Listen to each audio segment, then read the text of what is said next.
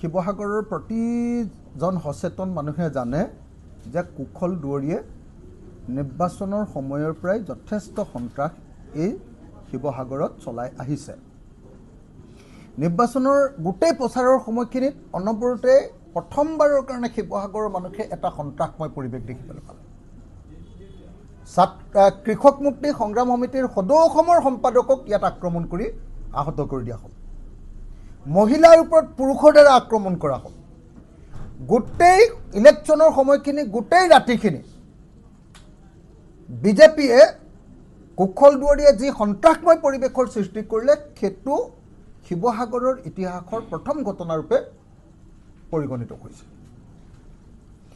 তেনেকুৱা প্ৰেক্ষাপটত আমি সকলোৱে গম পাওঁ যে শিৱসাগৰত কুশল দুৱৰীয়ে স্পষ্ট ভাষাৰে কৈছে যে এইবাৰ ৰাইজৰ দলৰ সভাপতি আৰু তেওঁৰ প্ৰতিদ্বন্দ্বী প্ৰাৰ্থী অখিল গগৈক তেওঁ হত্যা কৰিব।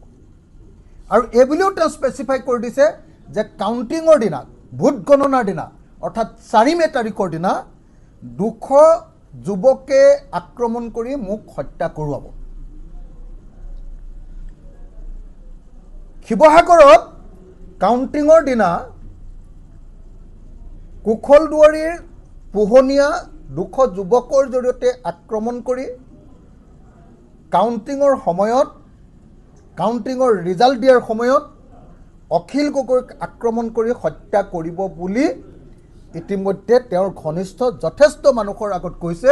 আৰু এই সম্পৰ্কে আমাক বিজেপি দলৰ বহু মানুহে অৱগত কৰিছে। কেৱল সেইটোৱে নহয়, কেৱল অখিল গগৈক টাৰ্গেট কৰা নহয়, মোৰ ব্যক্তিগত সচিব অম্লানজ্যোতি গগৈ, তেওঁ ৰাইজৰ দলৰ সদৌ অসমৰ সাংগঠনিক সম্পাদক অম্লানজ্যোতি গগৈকো গুলীয়াই হত্যা কৰিব বুলি ভাবুকি প্ৰদান কৰিছে। তদুপৰি গুৱাহাটীৰ এজন সাংবাদিক ইয়ালৈ আহিছিলে অৰূপ কুমাৰ কলিতা বুলি। অৰূপ কুমাৰ কলিতাকো গুলীয়াই হত্যা কৰিব বুলি ভাবুকি প্ৰদান কৰা বুলি মই জানিব পাৰিছোঁ। গতিকে কুশল দুৱৰীয়ে এটা সন্ত্ৰাসময় পৰিৱেশ সৃষ্টি কৰাৰ কথা আমি সকলোৱে জানো। মই নিজে আপোনালোকক দেখুৱাইছোঁ যে কুশল দুৱৰীয়ে অকল আমাৰ শিৱসাগৰতে 69জন মানুহক গুলীয়াই হত্যা কৰিছে। তেওঁ চিৰিয়েল কিলাৰ, তেওঁ অসমৰ ইতিহাসৰ আটাইতকৈ ডাঙৰ গুপ্তঘাতক। সেই গুপ্তঘাতকে অপেনলি ঘোষণা কৰিছে যে এইবাৰ অখিল গগৈক গুলীয়াই হত্যা কৰিব। এইবাৰ অখিল গগৈ যুৱকৰ দ্বাৰা আক্ৰমণ কৰি হত্যা কৰাব। মই অসমৰ ডিজিপি, অসম পুলিচৰ DGP director general of police Harmit Singh আৰু এডিজি এছপি কিনাতকৈ হীৰেন নাথক মই এই সম্পৰ্কে কমপ্লেইন দিলোঁ। কালি তৃতীয়খন কমপ্লেইন দিলোঁ। আৰু তৃতীয়খন কমপ্লেইন দিয়াৰ পাছতো তেওঁলোকৰ পৰা একদম ইনডিফাৰেণ্ট, একদম গুৰুত্ব নিদিয়া, একদম ইনডিফাৰেণ্ট উত্তৰ আহিছে যে তেওঁলোকে মোৰ এনেকুৱা মানে নিৰাপত্তা কিবা বিঘ্নিত হ'ব বুলি তেওঁলোকে নাভাবে। মই তেতিয়া তেওঁলোকক ক'লোঁ যে ঠিক আছে, যদি নহয় ঠিকে আছে, তো খালি পলিটিকেলি বস্তুটো ডিটাৰমাইণ্ড হ'ব নালাগে। আমাৰ কথাটো স্পষ্ট। আমাৰ পিনৰ পৰা অসম পুলিচৰ হেড ডাইৰেক্টৰ জেনেৰেল অফ পুলিচক, ডিজিপিক ইতিমধ্যে জনাই দিয়া হৈছে। আমাৰ পিনৰ পৰা এছবিৰ হেড এডিজি হীৰেন নাথক জনাই দিয়া হৈছে।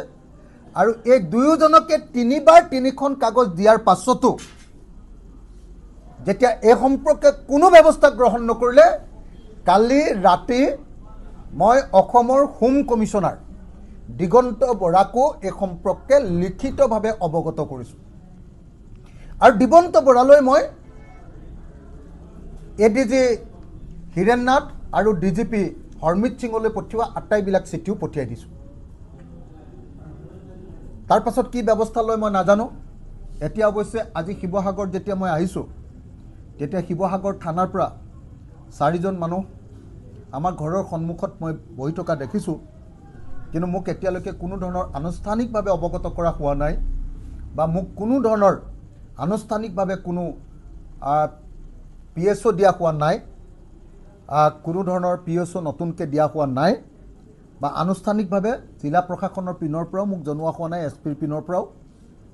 বা এডিজি কালিতো এডিজিয়ে নিদিয়ে বুলি কৈ দিলে মোটামুটি ডিজিপিও তেওঁক কৈ দিলে যে মই নাজানো এইটো এডিজি এছবিয়েহে জানে গতিকে এতিয়ালৈকে নাজানো মই আমাৰ পিনৰ পৰা জনাবলগীয়া কথাবিলাক জনাই থৈছোঁ আৰু পাৰ্টি পিনৰ পৰা ল'বলগীয়া যিবিলাক আমাৰ সাৱধানতামূলক ব্যৱস্থা সেই ব্যৱস্থাবিলাক আমি গ্ৰহণ কৰিছোঁ কাইলৈ অসমৰ 2026 চনৰ বিধানসভা নিৰ্বাচনৰ ভোট গণনাৰ দিন আৰু ভোট গণনাৰ কাৰণে মই অসমত প্ৰতিদ্বন্দ্বিতা কৰা সকলো দলৰ সকলো প্ৰতিদ্বন্দ্বীলৈ সকলো প্ৰাৰ্থীলৈকে ৰাইজৰ দলৰ সভাপতি হিচাপে শুভেচ্ছা জ্ঞাপন কৰিছোঁ আৰু কাইলৈ যি ভোট গণনা সেই ভোট গণনা শান্তিপূৰ্ণ হৈ যাব বুলি আশা প্ৰকাশ কৰিছোঁ সকলো দল সেয়া ৰাইজৰ দলেই হওক জাতীয় পৰিষদেই হওক অসম গণ পৰিষদেই হওক কংগ্ৰেছ বা বিজেপি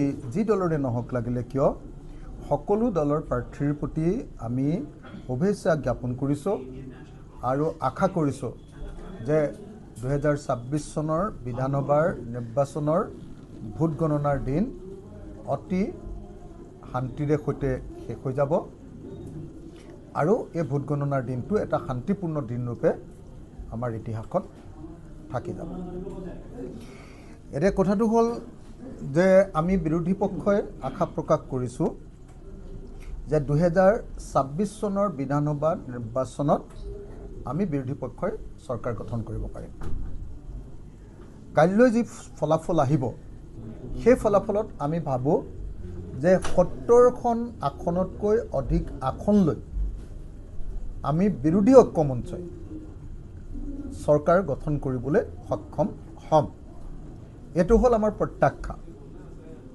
আৰু এই প্ৰত্যাশাৰ মূল কাৰণটোৱে হ'ল যে এবাৰ জনগণে সম্পূৰ্ণৰূপে পৰিৱৰ্তনৰ কাৰণে ভোট দিয়া আমি দেখিবলৈ পাইছোঁ যোৱা সময়খিনিত হোৱা ব্যাপক মূল্যবৃদ্ধি যোৱা সময়খিনিত হোৱা ব্যৱসায়িক মানুহবিলাকৰ প্ৰত্যেকজন ব্যৱসায়ীৰ ওপৰত পৰা সাংঘাতিক ধৰণৰ নেতিবাচক প্ৰভাৱ যোৱা 10 বছৰ ধৰি অসমৰ জনগণৰ ওপৰত চৰকাৰখনে কৰা অগণতান্ত্ৰিক হস্তক্ষেপ গণতন্ত্ৰ হত্যা কৰাৰ ঘটনা কেৱল আৰু কেৱল হিন্দু মুছলমান কৰি সাম্প্ৰদায়িক ৰাজনীতি কৰাৰ ঘটনাই সমগ্ৰ অসমবাসী ৰাইজক আমুৱাইছিল আৰু তাৰ প্ৰেক্ষাপটতে 2026 চনৰ বিধানসভা নিৰ্বাচনত সমগ্ৰ অসমবাসী ৰাইজে এবাৰ বিজেপিৰ বিৰুদ্ধে ঐক্যবদ্ধভাৱে ভোট দিছে এনডিএৰ বিৰুদ্ধে ঐক্যবদ্ধভাৱে ভোট দিছে আৰু সেইকাৰণে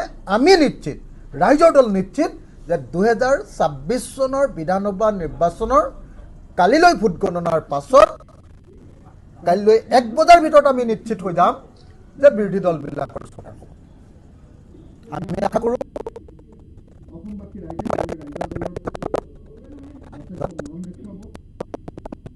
শিৱসাগৰত জিকিম বুলি শিৱসাগৰত নিশ্চিতভাৱে জিকিম বুলি মই ভাবোঁ আৰু তদুপৰি গোটেই অসমতে ৰাইজৰ দলে যথেষ্ট পৰিমাণে ভাল ফলাফল দেখুৱাবলৈ সক্ষম হ'ব বুলি মই ভাবোঁ